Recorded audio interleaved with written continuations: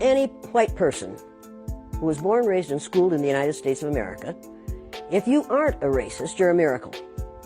Either that or you decided to educate yourself. Because education in this country is about white is right, brown's all right, black's got to stand back. Yellow's mellow, but whites, we educate in a way that says that white males have done all the adventures, have made all the adventures, have done all the discovering, have made all, everything that is good and has been accomplished according to social studies, which is actually anti-social studies, by white males. It's a lie. But we do that in order to maintain the myth of white superiority.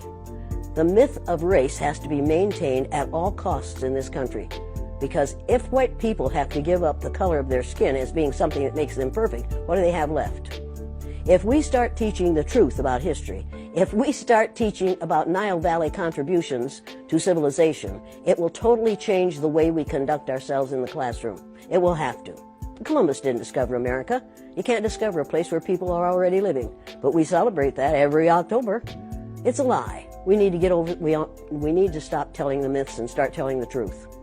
So when you tell people that they're racist, and it must have some kind of effect, because most people will say, I'm not racist. I'm not a racist. Why, some of my best friends are black. Right. Yeah, and then you say, name one. Or this one, I don't see color. And when some woman says to me, I don't see color, I say, I knew that if you saw color, you wouldn't dye your hair that way. Or I say, if you saw color, you wouldn't wear that shirt with those pants. I believe that you don't see color. It's an attempt to deny skin color. And it's an attempt to deny what's wrong with seeing the color of my skin. Is it all right for you to see me kind of pink? That's okay for me. I don't mind. And I suspect that you don't mind being seen the color you are. You have a right to be what you are.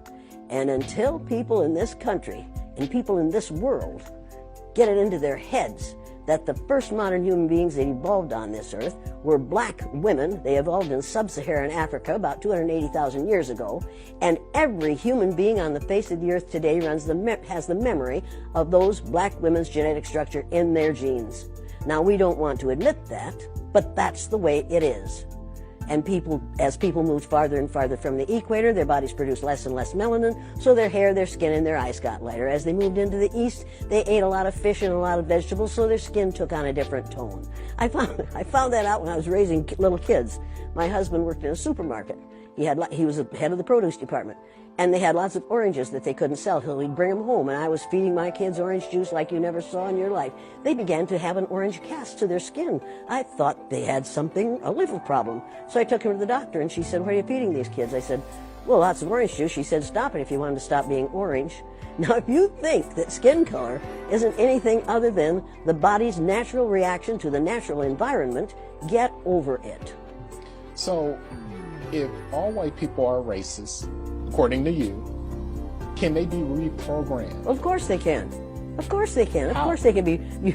It's called education. I'm an educator.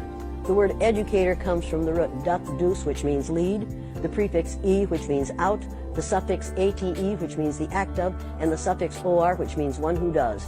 An educator is one who is engaged in the act of leading people out of ignorance.